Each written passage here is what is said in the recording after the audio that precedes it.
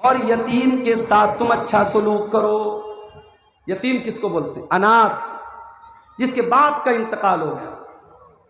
دنیا میں انسان باپ کی قدر نہیں کرتا، لیکن جب باپ مرتا ہے تب انسان کو محسوس ہوتا ہے کتنی بڑی دیوار ہوتا ہے باپ۔ جس بچے کا باپ انتقال کر جائے، جو بچہ یتیم ہو جائے، اناتھ ہو جائے۔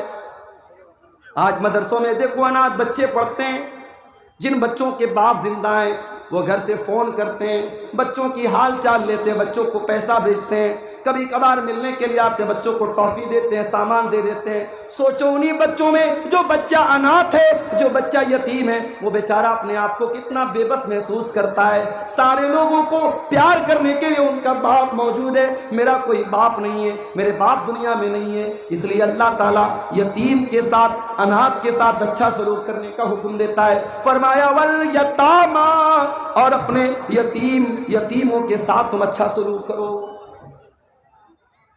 اور ماشاءاللہ دیکھیے بچہ لایا ہے شادی کا کوئی سامان، کون دیا بیٹا؟ امی دی؟ چلیے اللہ تعالیٰ جس نے بھی اس بچے کو کے ذریعے بھیجا ہے، اللہ اس کے چندے کو قبول فرمائے اور اس کے حق میں صدقہ جاریہ بنائے۔ میرے بھائیوں، والیتاما، یتیم کے ساتھ اچھا سلوک کرو۔ میں آپ کو کلیئر بتا دوں، تقریر کے آخری 10 منٹ انشاءاللہ میں چندہ بھی کروں گا۔ 2000 روپیہ ہے، کس کے نام سے؟ رفیق عالم صاحب نے یہ 2000 روپیہ دیا ہے، اللہ ان کے چندے کو قبول فرمائے۔ میرے بھائیوں، یتیم اگر کوئی بچہ ہے، ہو سکے تو اس کے سر پہ ہاتھ پھیر۔ یہ دل کا جو دل کی کٹھورتا ہے، دل کی نرمی، دل کی سختی کو اگر نرمی میں چینج کرنا ہے تو یتیم کے ساتھ اچھا سلوک۔ ایک صحابی اللہ کے نبی کے پاس آئے، کہا اے اللہ کے نبی، مجھے اپنا دل بہت کٹھور محسوس ہوتا ہے، دل بہت سخت محسوس ہوتا ہے۔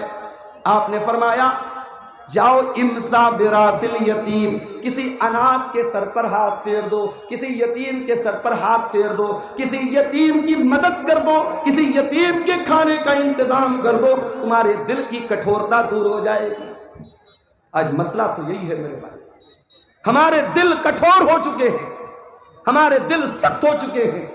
اس دل میں نہ اللہ کی محبت ہے، نہ رسول کی محبت ہے، نہ قیامت کا ڈر ہے، نہ آخرت کا ڈر ہے، نہ جنت کی طلب ہے، نہ جہنم سے بچنے کا جذبہ ہے میرے بھائی۔ تو یتیم کے ساتھ اچھا سلوک کرو۔ ہمارے نبی تو یتیم تھے، پیدا ہوئے تو باپ کا سایہ نہ تھا۔ 6 سال کی عمر میں ماں کے ساتھ جا رہے تھے، راستے میں ماں کا بھی انتقال ہو گیا۔ میرے نبی 6 سال کی عمر میں ڈبل یتیم ہو گئے، ماں بھی نہیں باپ بھی نہیں۔ میرے نبی سے بڑھ کر کے یتیم کی پیڑا کو کون سمجھے گا، یتیم کے درد کو کون سمجھے گا؟ اسی لیے اللہ کے پیارے نبی فرماتے ہیں انا وکافل الیتیم کہاتین، میں اور یتیم کی پرورش کرنے والا، میں اور یتیم کو پالنے والا، یتیم کا بھرن پوشن کرنے والا۔ قیامت کے دن ایسے آئیں گے، آپ نے اپنی دونوں انگلیوں سے اشارہ کیا۔ اس لیے یتیم، اگر آپ کے سماج میں، آپ کے گاؤں میں کوئی بچہ یتیم ہے، ہو سکے تو اس یتیم کی پرورش اپنے ذمے لے لو۔ نہیں لے سکتے اس کے مدرسے کا خرچہ اپنے ذمے لے لو، نہیں کر سکتے تو کم سے کم دیکھو کہ اس کا بہتر بھوشیہ بنانے کے لیے، اس کا اچھا مستقبل بنانے کے لیے کیا کر سکتے ہیں آپ۔ یتیم کے ساتھ اچھا سلوک۔